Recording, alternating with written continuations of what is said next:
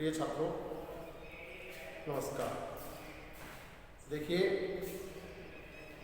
जैसा कि आपने पिछले वीडियो में देखा कि कक्षा 10 की संस्कृत के द्वितीय अध्याय को हमने प्रारंभ किया था और उसका पाठ परिचय हमने देखा। शायद मुझे लगता है कि आपने उसको समझा होगा। दूसरी बात, वीडियो आपको आपके टाइम पे ही देखने को मिलेगी, बार बार प्रयास ना करें। जो निर्धारित समय है उसी समय वीडियो खुल पाएगी। उसके बाद आप जब आपको समय लगे तब देख सकते हैं। और जो काम आपको बताया जा रहा है उसको निरंतर आप नोट करने के लिए जो काम कहा जाए उसे अपनी नोटबुक में तैयार करते हैं। समय का पता नहीं है, कब तक विद्यालय प्रारंभ होंगे इसकी कोई गारंटी नहीं है। इसलिए कोशिश लगातार है कि हम आपसे जुड़े रहें, कुछ ना कुछ आपको बताते हैं। चलिए आगे, हमारा जो पाठ परिचय के बाद जो हमें लेसन पढ़ना था, तो उसमें जैसे कल बताया था, पाठ का नाम है संघे शक्ति। संगठन में ही शक्ति है, हितोपदेश से ये पाठ लिया है। पंडित नारायण शर्मा का लिखा हुआ ये पाठ पशु पक्षियों को आधार करके नीति पूर्वक कथा हर बार आप पढ़ते हैं, उसी तरह से ये पाठ है। मैं आपसे गुजारिश करूंगा कि जब मैं आपको अनुवाद कराने जा रहा हूँ, हालांकि आपको प्रश्न भी भेजेंगे अनुवाद के, तो मैं आपसे गुजारिश करूंगा कि आप आपकी नोटबुक जरूर खोल के रखें साथ में। देखिए बच्चों, अगर हम पहली लाइन से जाते हैं तो लिखा है, अस्ति गोदावरी तीरे विशाल सालमली तरु। पहला वाक्य, अस्ति गोदावरी तीरे विशाल सालमली तरु। गोदावरी एक नदी है और तीरे, तीरे जो शब्द है उसका अर्थ है किनारा, किनारा। गोदावरी नदी के किनारे पर एक सालमली वृक्ष है। सालमली एक जैसे अपने पीपल और बरगद होता है, उसी तरह का एक वृक्ष है, बड़ा वृक्ष, जो कि गोदावरी नदी के किनारे पर है। उसके आगे कहा है कि नाना दिक देशात आगत्य। देखिए एक शब्द, बहुत लंबा शब्द दे रखा है इसमें, नाना दिक देशात आगत्य। बड़ा शब्द नजर आ रहा है, लेकिन इसकी संधि विच्छेद करेंगे, नाना अलग हो जाएगा, दिक, यहां पर दिक आएगा, प्लस देशात प्लस आगत्य, आगत्य। देखिए इंपोर्टेंट शब्द है, समझ लीजिए। नाना यानी अनेक, या बहुवचन में करेंगे तो अनेकों। दिक, दिक यानी दिशाएं। देशात स्थान से, आगत्य आकर के, आकर के। देखिए बेटा, इसमें देखिए यहां हम देखते हैं तो गए है, यहां पर क्या है। आप भली भांति जानते हैं कि जब विच्छेद करते हैं तो कै, और जब जोड़ते हैं तो गै कब होता है। जलाम जसवंती जसत्व संधि, तो कै का गै, हर वर्ग का तीसरा वर्ण, जय गै गै हो रहा है। यहां पर देखते हैं तो यहां पर हमें गै दिखाई दे रहा था, लेकिन जब अलग किया तो यहां पर तय आ गया। तय कब हो गया? तय का तीसरा वर्ण होगा दै, तय थे दै। तो यहां पर भी वही संधि है, जसत्व संधि। आगत्य में आ उपसर्ग है, गम धातु है, लग करते हैं।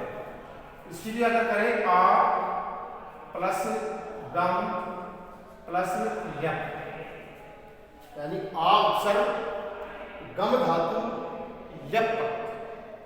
इस तरह से ये पूरा शब्द निर्मित हुआ है। ध्यान रहे, अनेक दिशाओं से, अनेक दिशाओं से और स्थान से, अनेक दिशा और स्थान से आकर के देख रहे हो ना किताब में लिखा हुआ है, अनेक दिशाओं से और स्थान से आकर के रात्रौ, सप्तमी का एक वचन, रात्रि में, रात में, पक्षिणों तत्र निवसंती स्मय, निवसंती संति, यानी अनेक दिशाओं और स्थानों से आकर के रात्रि में पक्षी वहां निवास करते हैं, रहते हैं। कहाँ? उस सालमली तरु पर जो गोदावरी नदी के किनारे पे है।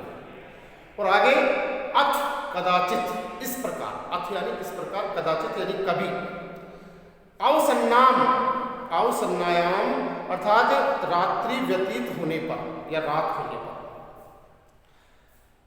रात्रौ, रात्रि के अवसन्नायाम यानी व्यतीत होने पर, अस्ताचल चूड़ा अवलंबिनी, अस्ताचल यानी अस्त होने के लिए जो तैयार है, चूड़ा अवलंबिनी, चूड़ा अवलंबिनी यानी जो बिल्कुल शिखर पर लटका हुआ है, पर्वत की शिखर पर लटका हुआ है अस्त होने के लिए, जैसे एक घंटी होती है तो लटकी हुई होती है, इसी तरह से अस्ताचल यानी पर्वत के शिखर पर जो बिल्कुल अस्त होने के लिए तत्पर है। कौन? भगवती कुमुदनी, भगवती कुमुदनी का, भगवती कुमुदनी नायके, नायके यानी स्वामी। चंद्रमा जो है वो देवी भगवती का स्वामी है, तो इसलिए कुमुदनी को जो है संबोधित किया है कि देवी कुमुदनी का स्वामी कौन? चंद्रमसी, चंद्रमसी यानी चंद्रमा। लघुपत्नक नाम है, वायस से प्रबुद्ध है, लघुपत्नक नाम का एक वायस है, कबूतर है, वो प्रबुद्ध है यानी जागता है। और कृतांतम इव, कृतांतम इव द्वितीयम आयंतम व्याधम अपश्यत, कृतांतम इव यानी यमराज के समान, बुरे के समान, यमराज के समान दूसरी ओर से, द्वितीयम दूसरी ओर से, आयंतम आते हुए, व्याधम अपश्यत अर्थात शिकारी को देखा, व्याधम अपश्यत शिकारी को देखा, तम अवलोक्य, तम उसको, अवलोक्य देख करके, कौन? वो वायस था, कौवा या कबूतर जो है, उसने देखा दूसरी ओर से। सुबह देखिए एक बार फिर सुन लीजिए, एक पेड़ है सालमली का जो गोदावरी नदी के किनारे पर है, और उस पर अनेक दिशाओं से, अनेक स्थानों से आकर के रात्रि में पक्षी निवास करते हैं। इसी प्रकार कभी जब भगवती कुमुदनी का स्वामी जो है चंद्रमा, जो अस्त होने के अंचल पर पर्वत की शिखर पर लटका हुआ है, तब ही वायस नाम का एक कौवा जो है प्रबुद्ध यानी जागा। और उसके बाद क्या हुआ? जागा तो उसने क्या देखा? कृतांतम क्यों? यमराज के समान, द्वितीयम दूसरी ओर से आते हुए एक शिकारी को देखा, व्याधम यानी एक शिकारी को देखा। तम अवलोक्य अचिंत्यत, और उसको देख करके अचिंत्यत सोचा, उसको देख करके सोचा, क्या सोचा?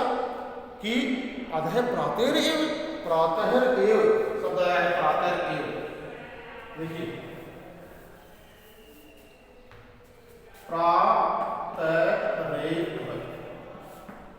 प्रातः एव, यहां पर देखें तो प्रातः, इसका रह जो है ये किसी स्थान पर आया है? रुत्व विसर्ग संधि के स्थान पर, और एव यानी यहां विसर्ग के स्थान पर होता है रह, रुत्व विसर्ग संधि। ठीक है, विसर्ग आ गया कि सुबह ही, एव यानी ही, अर्थात सुबह के समय में ही क्या हो गया? प्रातः एव, सुबह के समय में ही आज, अध यानी आज, अनिष्ट दर्शनम दाता, बुरे दर्शन हुए हैं, अनिष्ट दर्शन, बुरे दर्शन हुए हैं। न जाने किम अनभिमत, न जाने आज क्या बुरा होगा। अनभिमत शब्द आया है, अनभिमतम अर्थात न जाने आज क्या अनिष्ट देखा जाएगा, क्या बुरा होगा हमारे साथ। और दर्शयति अर्थात दिखाएगा, आज न जाने क्या बुरा दिखाएगा। उस कबूतर ने सोचा कि ये दूसरी ओर से शिकारी आ रहा है, आज सुबह सुबह ही इसके बुरे दर्शन हुए हैं, न जाने ये क्या हमें आज बुरा दर्शन कराएगा। उसके बाद तत् अनुसरण, शरण कर्मेण व्याकुल चरित, उसके बाद तत् अनुसरण, उसका पीछा करते हुए, व्याकुल अर्थात व्याकुल होकर के, व्याकुल मन से उसका क्या किया, चलित है, उसके पीछे पीछे चलने लगे। जैसे जैसे शिकारी जा रहा है ऊपर से वो व्यास जा रहा है। अथ तेन व्याधेन, इस प्रकार उस शिकारी ने तंडुल कणान, चावल के कणों को विकीर्य फैला करके जालम विस्तीर्णम, जाल बिछा दिया। चावल के कणों को फैला, शिकारी आया था, शिकारी ने आकर के फिर वो जहां उसको जाल लगाना था वहां चावल के कण फैला दिए और उसके ऊपर क्या लगा दिया, जाल लगा दिया। और आगे क्या हुआ, स च प्रसन्नो भूत्वा स्थित है, और वह च यानी और वह प्रसन्नो भूत्वा स्थित है, छुप करके बैठ गया। प्रसन्नो यानी छिपकर, शिकारी ने जाल फैला दिया और वह कहीं पर छिप करके प्रसन्नो भूत्वा स्थित है, स्थित यानी स्थित हो गया, बैठ गया।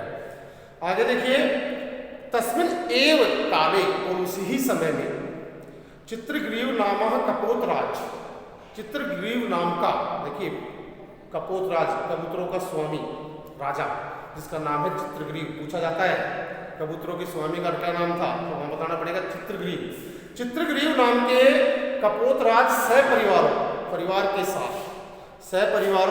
परिवार के साथ वियति विप्रसन तान तंडुल कलान अवलोक्य मास, आकाश में उड़ते हुए उन चावल के कणों को अवलोक्या मास यानी देखा, उन चावल के कणों को देखा, पश्चात देखा, और ततः कपोत राजे तंडुल कणान लुब्धान कपोतान प्रति है, और उसके बाद तंडुल कणान अर्थात चावल के कणों के लोभी, चावल के कणों के लोभी जो कबूतर थे उनको कपोतराज, कबूतरों के स्वामी ने प्रति है, उनके प्रति कहा, क्या कहा, कुतो अत्र निर्जने वने, कुतो अत्र निर्जने वने तंडुल कणानाम सिंधु है, कि इस निर्जन, जनानाम अभाव, जनस्य अभाव, अविभाव समास, कि जहां कोई भी व्यक्ति नहीं है, ऐसे स्थान पर चावल के कण कैसे संभव है। ये उस कबूतरों के स्वामी ने सोचा कि ऐसे स्थान पर निश्चित रूप से चावल के कण नहीं हो सकते जहां कोई व्यक्ति नहीं है, इस तरह की शंका उन्होंने जाहिर की। तत् निरूप्य अधय तावत, तो थोड़ा रुकिए, ठीक से देखते हैं, तद अधय निरूप्य तावत, तो थोड़ा रुक करके ठीक प्रकार से देखते हैं कि भद्रम इदम न पश्यते, मैं इसमें कल्याण नहीं देख रहा हूं, मुझे इसमें कोई कल्याण नजर नहीं आ रहा, ऐसा उसने अन्य जो उसके परिवार के कबूतर थे उनको कहा। सर्वथा अविचारितम कर्म न करणीयम, बिल्कुल इंपॉर्टेंट लाइन है, बिना विचारे, सही प्रकार से, ठीक प्रकार से, बिना विचारे कोई भी कर्म नहीं करना चाहिए। न करणीयम अनियर प्रत्यय क्रिय धातु है, कि बिना विचारे कोई कार्य नहीं करना चाहिए। एतत् वचनम श्रुत्वा, यह वचन सुनकर के कश्चित कपोत सदर्पम आहे, कोई कबूतर घमंड पूर्वक बोला, कहा, क्या कहा, अंतिम एक पद है, बस इसको देख लीजिए, इस वीडियो में इतना ही करेंगे आज, इंपॉर्टेंट पद है। उसने कहा ईर्षी, ईर्षा करने वाला, घृणी, घृणा करने वाला, संतुष्ट है अर्थात हमेशा असंतुष्ट रहने वाला, क्रोधनो, क्रोध करने वाला, गुस्सा करने वाला, और नित्य संकित है, नित्य संकित है, हमेशा हर चीज में शंका करने वाला, पर भाग्य उपजीवी, पर भाग्य उपजीवी यानी दूसरों के भाग्य से जीवित रहने वाला, सड़ एते दुख भागी नहीं। देखिए बेटा, इस बात को समझ लीजिए, बस अंतिम है। उस कबूतरों के स्वामी ने कहा कि देखिए, मुझे इसमें कहीं भी कल्याण नजर नहीं आता, क्योंकि बिना विचारे कोई कार्य नहीं करना चाहिए। तो उसने क्या कहा कि जो ईर्ष्या करता है दूसरों से, घृणा करता है, हमेशा असंतुष्ट रहता है, क्रोध करता है, गुस्सा करता है, और हमेशा शंका करता है, और छठी बात, जो दूसरों के भाग्य पे जीवित रहता है, ये सड़ एते, ये 6 सड एते सट आएगा वैसे, इसका करेंगे सट प्लस एते जसत्व संधि जलांत जसवत्ते टाइप का डाय बन रहा है सड एते। ये 6 हमेशा दुख के भागी होते हैं, हमेशा दुख के भागी होते हैं। देखिए ये आज हमने 2 गद्यांश पढ़े हैं। इन दोनों गद्यांशों को, क्योंकि अच्छा पाठ है रोचक है, नीति वाला पाठ है, तो इसका अनुवाद आपको करना है। और आज के वीडियो में इतना ही करते हैं। धन्यवाद।